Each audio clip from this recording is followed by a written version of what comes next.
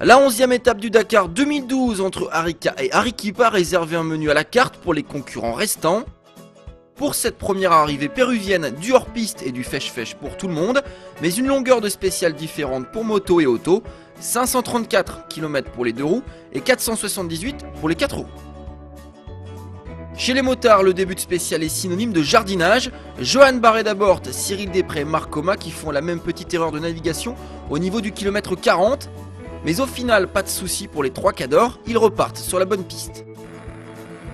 Arrive la fin de la première zone chronométrée et pour une fois, pas de trace de Després ou Coma en tête.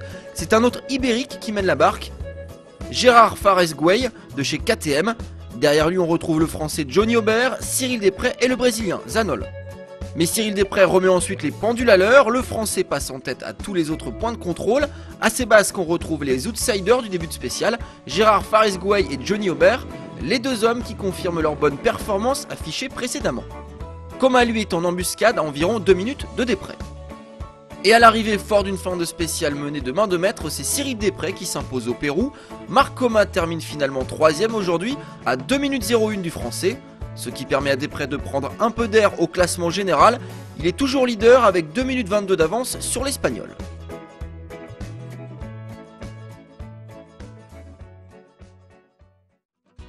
Chez les autos, fortune diverse pour les leaders. Les Mini confirment, le Team Hummer lui voit ses chances de victoire réduites à néant. Pourtant c'est bien Robbie Gordon qui franchit en leader le 3ème point de contrôle. Au volant de son Hummer, il cumule un temps de 1h, 31 minutes et 37 secondes.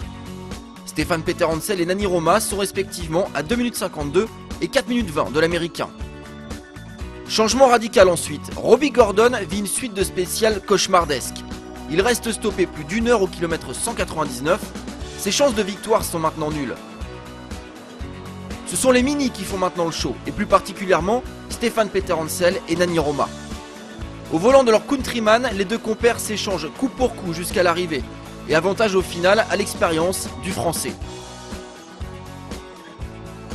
Le leader au général s'impose à Arequipa avec 3 minutes et 44 secondes sur l'Espagnol. Il entrevoit encore un peu plus le titre 2012.